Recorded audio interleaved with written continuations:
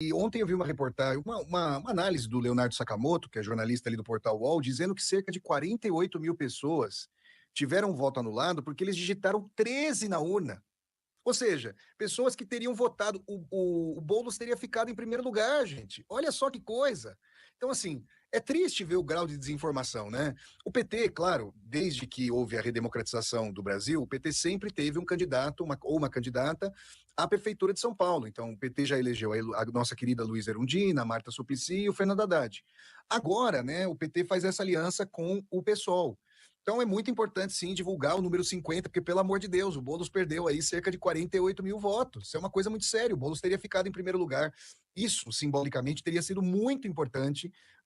Lógico, nós sabemos que parte significativa dos votos aí daquela figura nauseante do Pablo Marçal tende a migrar para o Nunes. Só que, olha, vejam só, o Pablo Marçal fez condicionantes para apoiar o Nunes e chegou a dizer que, na verdade, quem fala com o povo são Boulos e Lula, e ele também, a gente viu que o Bolsonaro não o apoiou. É um cara que certamente achou que porque as coisas deram certo na vida dele, o dar certo, vocês sabem do que se trata, né? A trajetória dele, não quero entrar aqui no mérito, é uma coisa que eu quero bem longe de mim, mas ele achou que ia levar no primeiro turno. Bom, se ele achou, se era demagogia, é outra história. O fato é que ele ficou em terceiro lugar, e o problema, gente, é que uma parte significativa dos votos dele, de fato, vai para o Ricardo Nunes. O Ricardo Nunes, como a Camila estava apontando, não foi ao debate hoje. Essa é uma coisa que começou, se eu bem me lembro, com o Fernando Henrique, em 94, quando ele deixava de ir a debates com o Lula, e o Fernando Henrique, se não me engano, ganhou no primeiro turno, em 94, e isso foi se repetindo para candidatos que se sentiam mais folgados na liderança. Né? Então o Boulos vai ter que, infelizmente, lidar com isso. Agora, tem uma questão também falada pelo Pablo Marçal, queria mencionar aqui.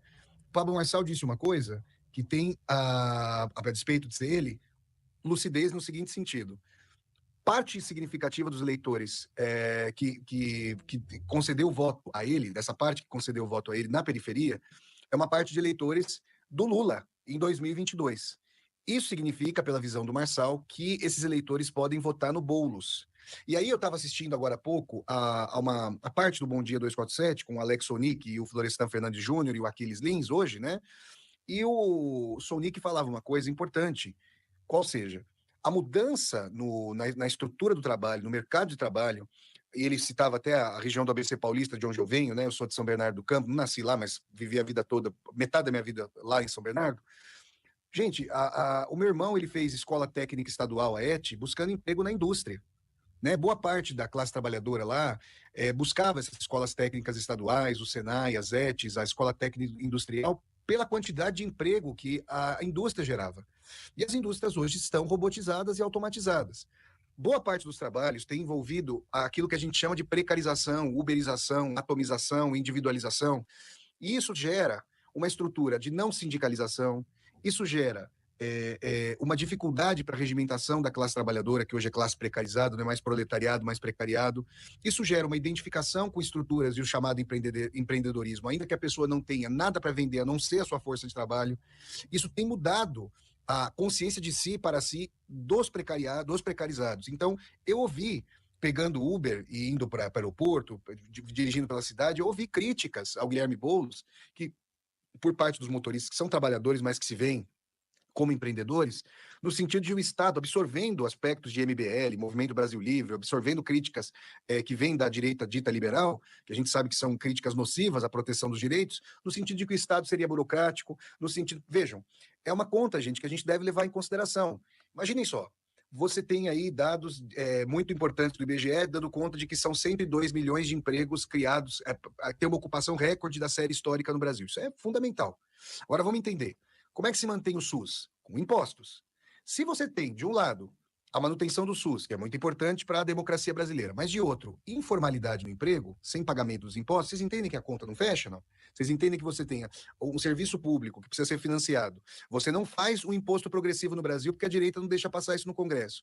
E, ao mesmo tempo, você tem mais informalidade. Como é que você mantém essa estrutura de cobertura? Vocês estão percebendo? Por isso, o governo federal se preocupou esse ano em formalizar a relação, em dar direitos trabalhistas, em fazer uma jornada determinada, com hora extra, e os motoristas motoristas muitas vezes se colocaram contrários a isso, gente. Então é preciso enquadrar essas empresas para dizer, conversar de forma nova com esses motoristas, com esses entregadores, com essas pessoas que trabalham com os aplicativos, no sentido de que a CLT não só não é um entrave, como ela está ali para resguardar novas profissões e novos direitos que não havia antes. Só que essa discussão ela não foi à frente. Essas bancadas das empresas são poderosas. Eu ouvi motoristas dizendo que isso ia dificultar o trabalho deles, que redução de jornada. Gente, pode ser uma jornada colocada com hora extra, mas o importante é que a empresa tenha uma taxa fixa de ganho que não possa ser exorbitada e que ela contribua com o INSS, com seguro-saúde, convênio, como toda a estrutura. Mas olha que coisa triste. Muitas vezes motoristas não estão compreendendo isso, não querem se vincular a essa estrutura. Um motorista que me levou ao aeroporto disse que fez uma cirurgia de apendicite, ficou 15 dias fora, ficou meio mês sem ganhar. Camila, você imagina um negócio desse? E ele ainda não queria a formalização da relação.